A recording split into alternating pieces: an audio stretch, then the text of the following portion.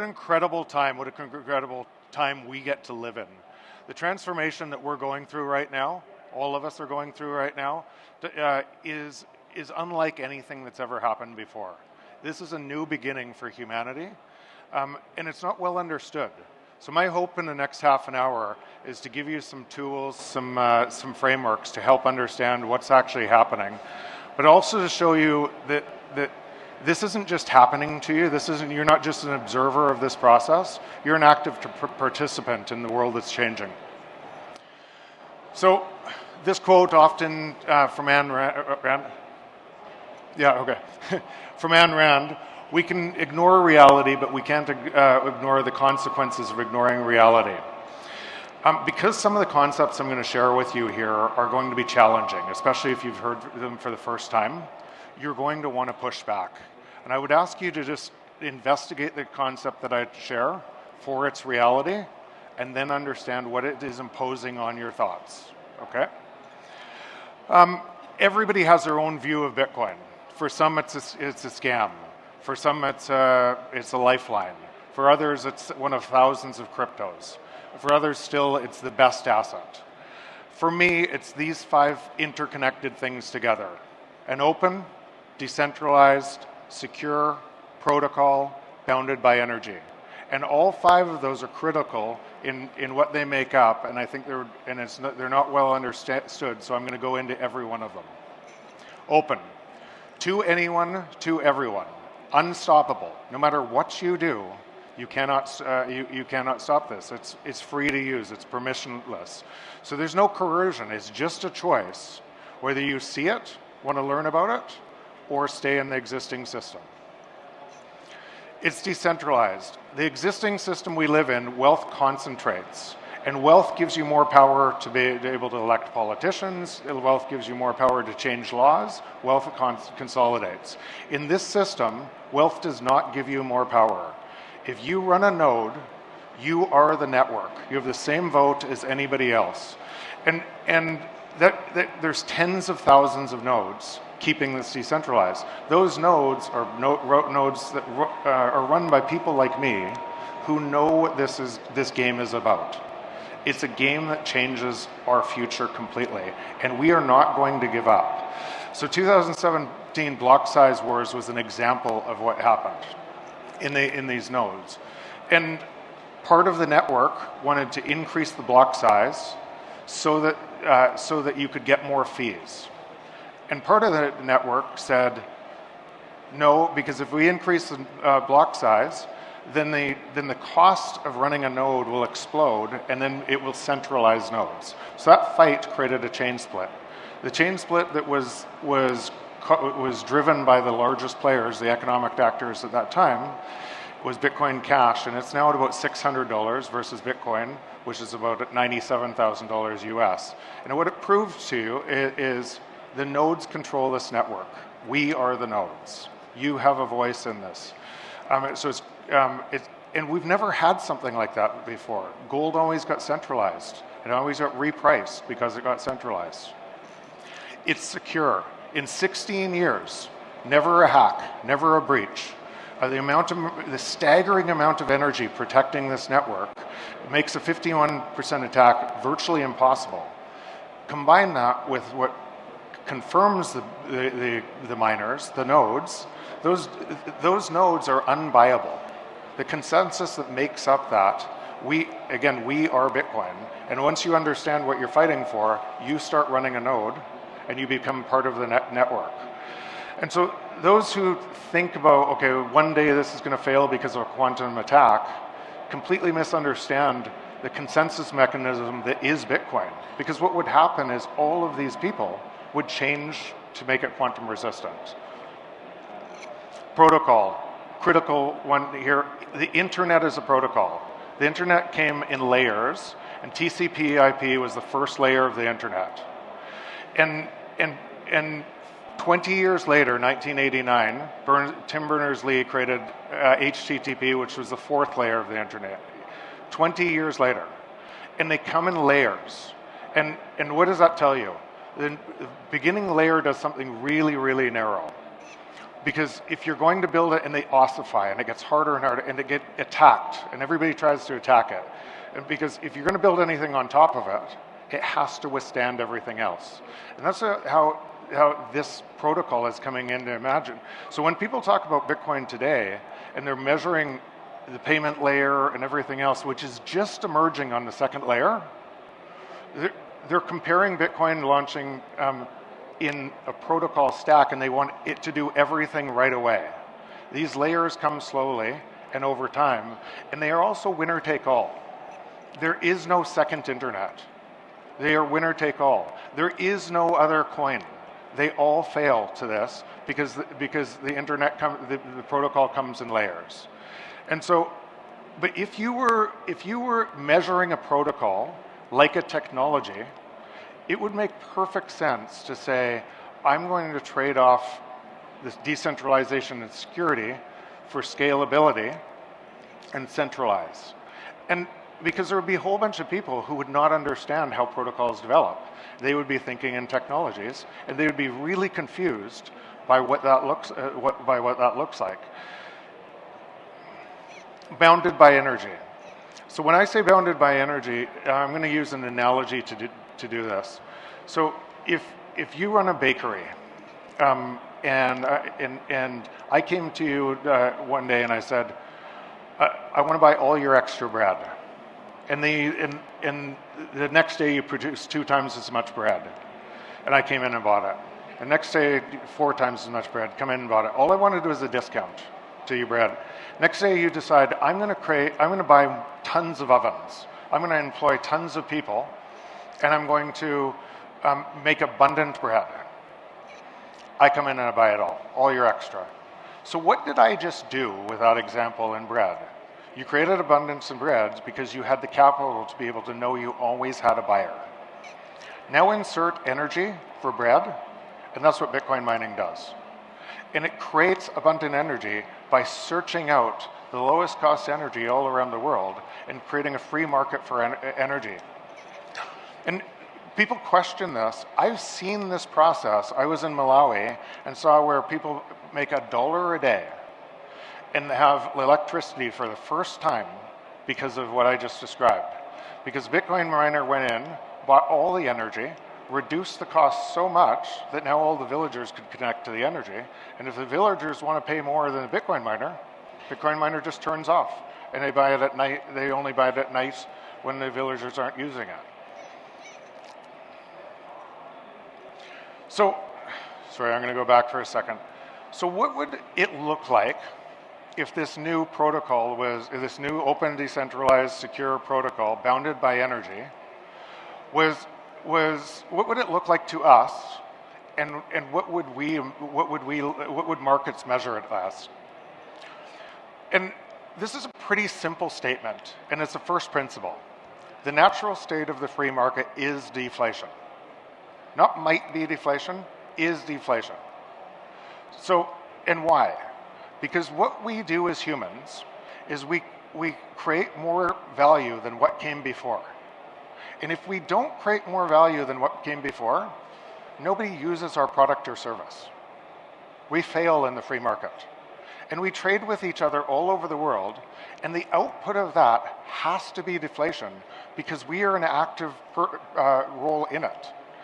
And what happens through that process is prices fall to the marginal cost of production. And they keep falling, and they keep falling. As you drive artificial intelligence and AI, more things that we create, that productivity gains, when people say productivity gains will save us, they don't know the free market. Productivity gains are further deflation, exponential deflation coming to us. That is the natural state. So what is the logical conclusion from that statement? We've never lived in a free market. Never. Never lived in a global free market. We live in a control system, and some of those markets seem for a while to be more free than others until they get co-opted as well. The US was a good example of that. What built the US empire was the free market because they're more productive. And then over time, it gets consolidated because of money, and it changes. And it has to extract more from other people around the world and concentrate that wealth. that extractive process leads to misallocation of capital, leads to bad investments, leads to bigger government. And because it hurts people so badly, because prices should be falling and they're rising, being manipulated to rise, most people caught within that vote for more of it. And they make it worse and worse. And why we go to wars over and over throughout society is exactly what I just described here. Because what you do is you get elected by blaming somebody else. Then it has to be somebody else, it has to be another country's fault. You go through a global conflict. You promise after a global conflict, winner of the global conflict we promise never to do that again. We set up institutions to enshrine we'll never do it again, and it starts again. So that is what we're leaving with this. So before I just want to talk about the global balance sheet today. So global balance sheets in assets, the asset value. I'm not going to go through them all.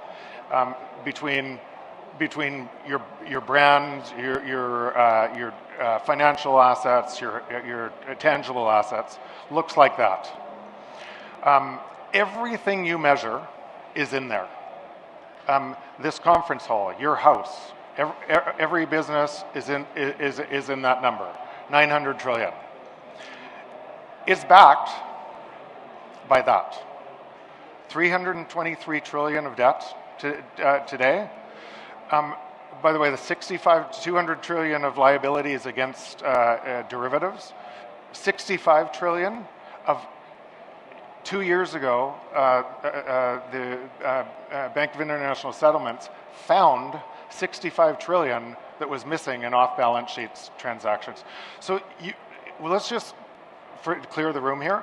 That is already insolvent. If you tried to pay back 400 trillion, it would take you $1 a second. It would take you 12,873,000 years to pay that back. It is already insolvent. But what does that mean if you're measuring your assets on top of that? What does it mean? It means all of your assets are also insolvent, because if that went insolvent, the whole thing would fail. The global system would crumble to the ground completely. And so what do you do inside that system? What do you likely do inside that system? You likely complain about it and give it more energy. You probably talk about all the politicians stealing your money, and then you buy a house, and then because you have to make more money in this, and then you're complaining about all those people inside that system, but you would not vote to let it collapse, nor would I. We wouldn't do that. So it becomes hypocritical when we're fighting inside that system, because we're all a part of it, right? I'm fond of saying there is no they, it's only we. And we make that system stronger from our actions within it.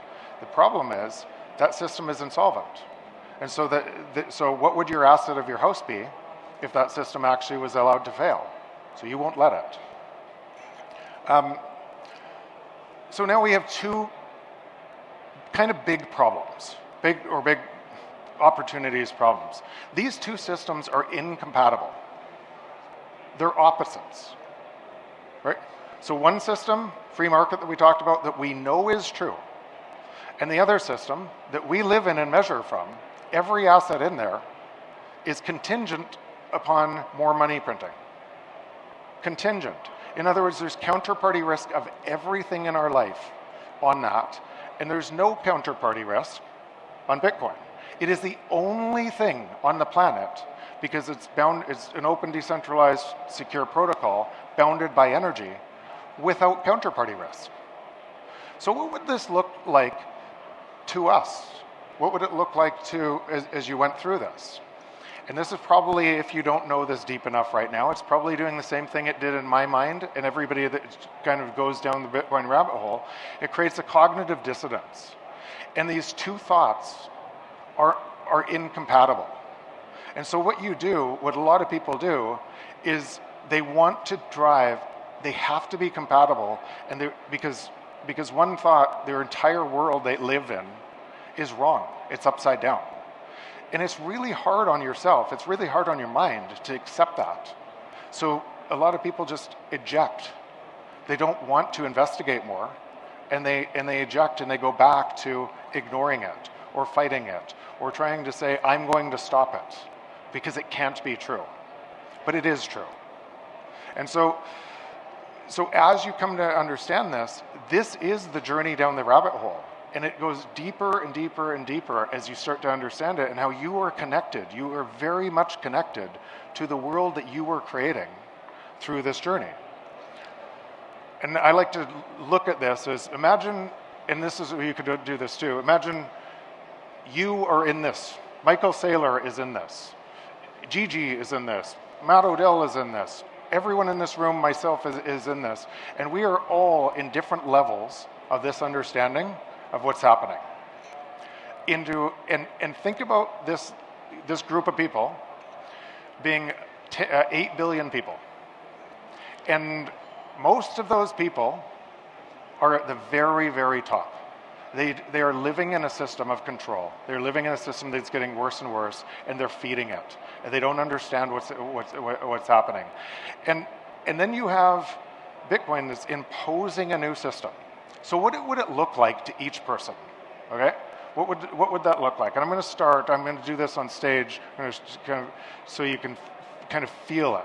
So measured from the existing system, we'll start over here.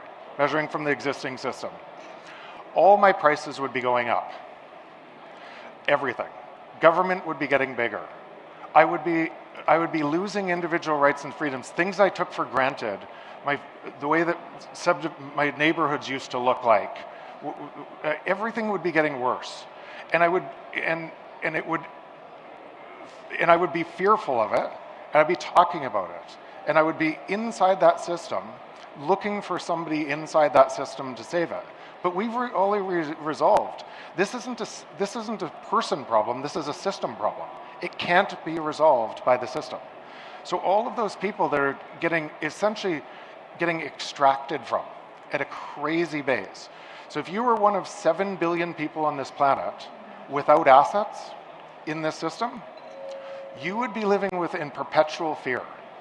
It would be getting worse and worse and worse for you, because you are getting extracted from. If you were one of, call it 500 million people with assets, it would look, from the same spot, it would look like, okay, my assets going up, and I'm somewhat protected, but something's wrong. And if you had the 1% or the very top of the 1%, and you had most of the assets, you would think, this is awesome. This is really good. But you wouldn't see what's actually coming, because you couldn't build walls high enough to keep these people out if you were trying to steal all the wealth from the system. What would happen to you in that system would be brutal too. If you were in the middle here and you saw Bitcoin as an asset within that other balance sheet, then you would think this: Bitcoin is going up at 45% per year, and all my other assets are going up 8% a year, 4% a year, everything else. And so Bitcoin is the best asset in the world in this system. That's how you would describe that, and that would also be true. It would be right for you, right? But you would still actually be living in the other system, trying to gain more money by the best asset going up. If you were where most of the nodes are in Bitcoin, you have already escaped that. You've completely escaped it. You are purchasing in this, you're saving in it, you're defending this network with everything you have, you're building the new technology that's coming on to free humanity forever, and you are the guardians of this getting collapsed. And to you, all prices would be falling, and humanity would be healing. And it would be so easy, because you would see people where they were, measuring the world from wherever they wanted, and you would just see a different world. You would see a free market where the benefit of all of our productivity flowed to us. And it would look very different than here or here. And so that's what's happening. And that's why this is such a big change to our world. This network takes us from an exploitive system that is always known to a cooperative one, where every single person on the network makes it stronger and stronger for every other person on the network. And we're so early in this phase. But when people talk about Bitcoin as a religion, or it feels like a religion, and that's what they're actually describing, because people that have moved their time here can't actually imagine living in the other world anymore. That's what ends up happening. It's very personal. And so, what does this say? What's the whole thing say? The world doesn't just happen to us, right? The search for greater truths, how we've always built everything, overcoming obstacles, has always shaped our progress. That's how we build everything. We see something scarce, our mind comes up with a way to solve it. So where there's chaos, there's opportunity. Old things pave the way for new things. And this is a process, it's messy, chaotic, painful, but it's also hopeful. It's also beautiful. And if you play this even further back, and I think about all of the cryptography, the cypherpunks. In 1992, there were 70 people on a mailing list. And those 70 people started tinkering to try to wrestle something that could be like Bitcoin, because they knew this problem far before I knew this problem. And they failed and failed and failed. 1992, 70 people. They failed, and all of those failures inspired Satoshi to come up with something that actually worked, to have decentralized secure protocol that would free humanity. And so we don't think about all of the failures to be able to do this. We think about just Satoshi, but every one of them was just as important to get to where we are right now. Every single one of them, because they paved the way. And every one of you listening to this right now that turn and move more of your time to the honest system are also just as important. We literally create reality through deciding which system we are going to build to. And so today those 70 people in 1992 from the mailing list are tens of thousands of nodes strong. In 10 years, it'll be hundreds of thousands of millions of nodes strong, because we are Bitcoin. We literally shape the world we want to see. So this is happening. It's imposing this reality. Every single person, it's an open choice. Every single person has that choice. And I'll just leave you this. We can ignore Bitcoin, but we can't ignore the consequences of ignoring Bitcoin. Thank you.